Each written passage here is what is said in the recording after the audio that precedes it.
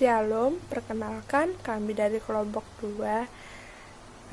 Yang pertama saya akan memperkenalkan anggota kami kelompok 2, yaitu yang pertama saya sendiri Agnes Widianingrum, dan yang kedua Sally Dwi Kristanti, dan yang ketiga Grace B. Patola, yang keempat Mary CSI, yang kelima Epita Cecilia PL Sinuraya, yang keenam Erik Eliezer Sitepu, dan yang ketujuh atau yang terakhir yaitu Andre Winata.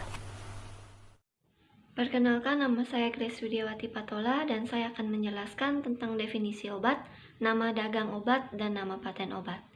Yang pertama, ceftriaxone ditemukan pada awal tahun 1980 oleh Hoffmann Laroche. Obat ini adalah golongan cefalosporin generasi ketiga, yaitu cefalosporin, yang efektif dalam mengobati infeksi gram negatif seperti Haemophilus influenza dan Escherichia coli. Ceftriaxone sendiri digunakan untuk mengobati organisme yang cenderung resisten terhadap banyak antibiotik lainnya. Tapi ceftriaxone tidak mengobati infeksi yang disebabkan oleh virus seperti flu dan pilek. Nama dagang obat ini adalah Rosefrin. Sedangkan untuk nama patennya adalah Betrix, Biotrax, Bioxon, Broadset, Cefsix, Ceftigra, Ceftricor, Ceftrimax, Ceftrimed, Cefrox, Cefson, Cefalox, Triac, Exotixon, Epicelet, Erosref, Ervasef, Forisref, Futaxon, Gresef, Insefin, Intresef, Intrix, Liaxon, Rasef, Rensox, Rison, Sofex, Solafexon, Starxon, Tetrasef, Termisef, Triasef, Trijek, Trixon, Ceftrix, dan Sencef. Baik, perkenalkan, nama saya Andre Winata. Di sini saya akan menjelaskan tentang sediaan obat ceftriaxone. Obat ceftriaxone ini paling banyak tersedia dalam bentuk vial karena obat ini langsung diberikan kepada pasien melalui jalur IV untuk mendapatkan reaksi yang lebih cepat dalam penanganan bakteri. Obat ini termasuk golongan antibiotik cefalosporin dan termasuk klarifikasinya yang ketiga. Baik, selanjutnya kita akan membahas tentang bentuk-bentuk dari sediaan obat ceftriaxone ini. Jadi yang pertama yaitu vial, seperti yang sudah saya jelaskan pada slide sebelumnya, di mana obat vial ini diberikan melalui jalur IV, dan yang kedua obat larutan injeksi, di mana ceftriaxone dalam bentuk larutan injeksi ini hampir sama dengan ceftriaxone dalam bentuk vial. Nah, selanjutnya yang ketiga kita akan membahas tentang serbuk injeksi, di mana serbuk ini harus dilarutkan terlebih dahulu sebelum diberikan kepada pasien, dan pemberiannya juga sama melalui jalur IV. Nah, yang terakhir yaitu ampul. Ampul ini kurang lebih hampir sama dengan vial dengan larutan injeksi karena harus diberikan melalui jalur IV. Perkenalkan, nama saya Agnes Widianingrum. Di sini saya akan membahas dan juga menjelaskan mengenai indikasi dan kontraindikasi dari obat ceftriaxone.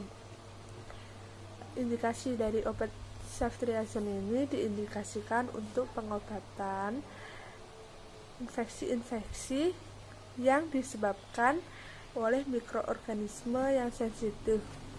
Contohnya seperti yang pertama itu infeksi saluran napas bawah, yang kedua infeksi kulit dan jaringan lunak, dan yang ketiga gonore tanpa komplikasi, yang keempat penyakit radang panggul, rongga panggul, dan yang kelima profilaksis perioperatif, dan yang keenam septikemia bakterial, yang ketujuh infeksi tulang dan juga sendi, dan yang kedelapan infeksi intraabdominal, dan yang kesembilan meningitis, dan yang kesepuluh otitis media. Dan juga kontraindikasi dari obat ceftriaxone ini yaitu obat ceftriaxone ini dikontraindikasikan pada pasien dengan riwayat alergi terhadap golongan cefalosporin. Dan yang kedua, saya akan membahas mengenai efek samping dari obat ceftriaxone. Secara umum, obat ceftriaxone ini dapat ditoleransi dengan baik. Efek samping yang dapat ditemukan obat ceftriaxone ini yaitu yang pertama reaksi lokal. Reaksi lokal pada obat ceftriaxone ini yaitu sakit, indurasi atau nyeri tekan pada tempat suntikan, dan juga plebitis setelah pemberian IV. Dan yang kedua, hipersensitivitas yaitu ruam kulit, dan juga kadang-kadang pruritus, demam ataupun menggigil. Dan yang ketiga, hematologik dari obat ceftriaxone ini eosinofilia, trombositosis, leukopenia, dan juga kadang-kadang anemia. Anemia hemolitik, neutropenia, limfopenia, trombositopenia, dan juga pemanjangan waktu protrombia. Dan yang keempat atau yang terakhir yaitu saluran cerna. Saluran cerna yaitu diare dan juga kadang-kadang mual, muntah, ataupun disgeusia. Halo teman-teman, nama saya Epita Cecilia Brusi Nuraya. Di sini saya akan menjelaskan mengenai farmakokinetik dan farmakodinamik. Farmakokinetik atau kinetika obat adalah reaksi tubuh terhadap obat. Farmakokinetik mencakup 4 proses, yaitu proses absorpsi, proses distribusi, proses metabolisme, dan proses ekskresi. Metabolisme atau biotransformasi dan ekskresi, bentuk utuh atau bentuk aktif, merupakan proses eliminasi obat. Ceftriaxone diabsorpsi lengkap setelah pemberian kadar plasma maksimal rata-rata antara 2-3 jam setelah pemberian obat.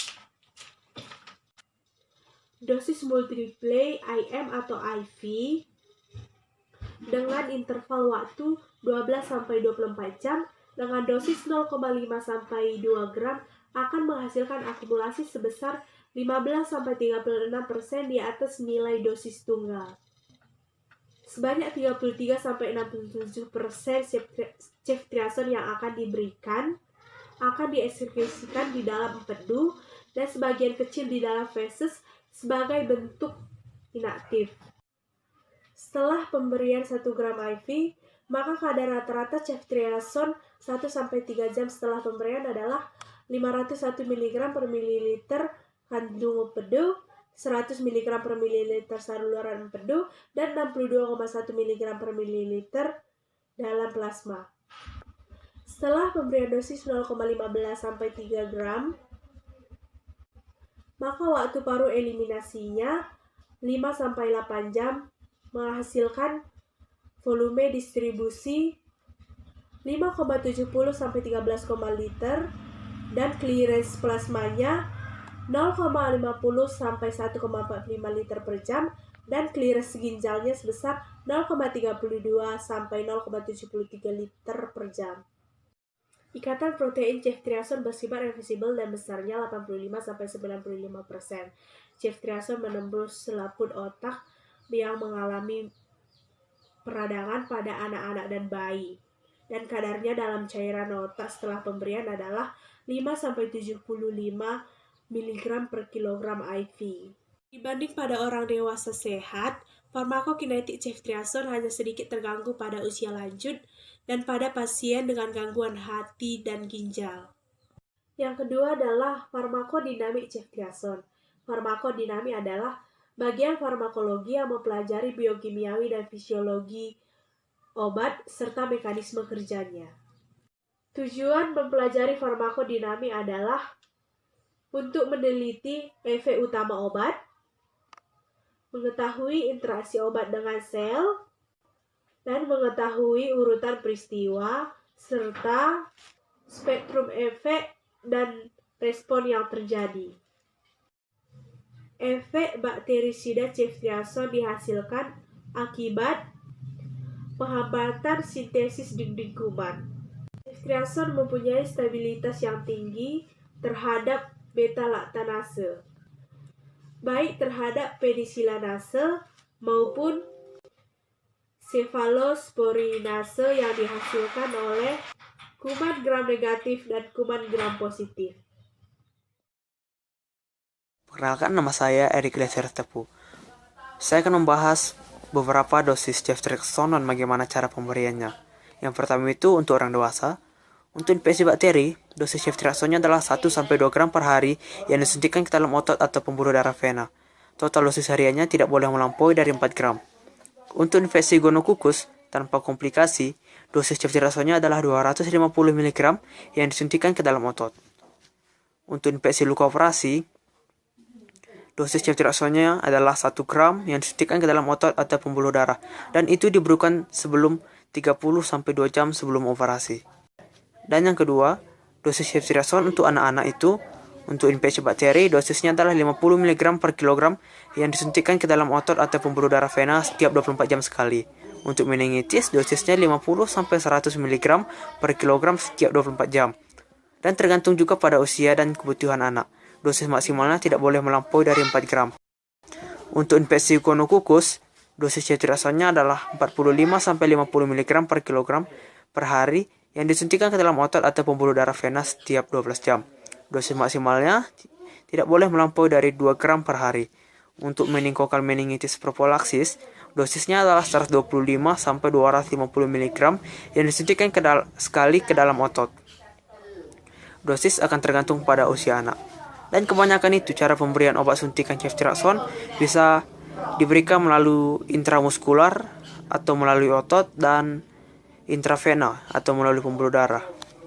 Dan itu diberikan oleh dokter atau petugas medis tetapi di bawah pengawasan dokter. Terima kasih.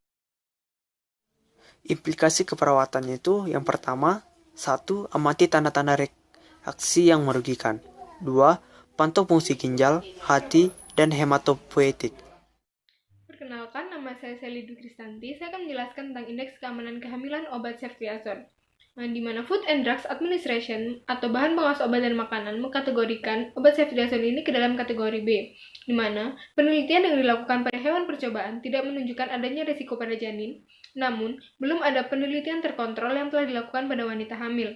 Uji coba yang telah dilakukan pada hewan percobaan ini telah membuktikan tidak adanya embriotoksisitas, fetotoksisitas, ataupun teratogenitas pada tikus yang diberikan dosis 20 kali lipat dari dosis normal manusia, ataupun pada primata yang diberikan dosis 3 kali lipat dari dosis normal pada manusia.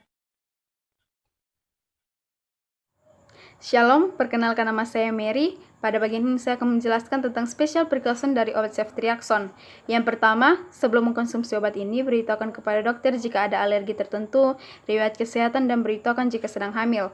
Yang kedua, hindari memberikan obat ini kepada bayi baru lahir yang berusia kurang dari 1 bulan karena bisa menyebabkan masalah yang serius pada organ vital.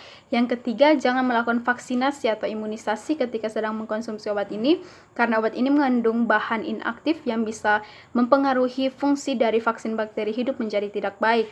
Yang keempat, jangan atau hindari mencampur obat ini dengan cairan AVI yang mengandung kalsium di dalamnya. Dan yang terakhir, sebelum menggunakan obat ini, periksa secara visual untuk melihat apakah ada partikel atau perubahan warna.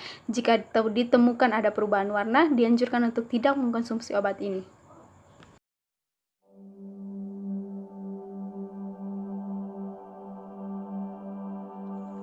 Baik, sekian dari hasil presentasi kelompok kami mengenai obat ceftriaxone.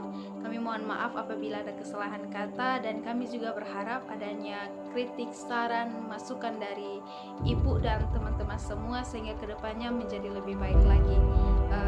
Terima kasih, Tuhan Yesus memberkati.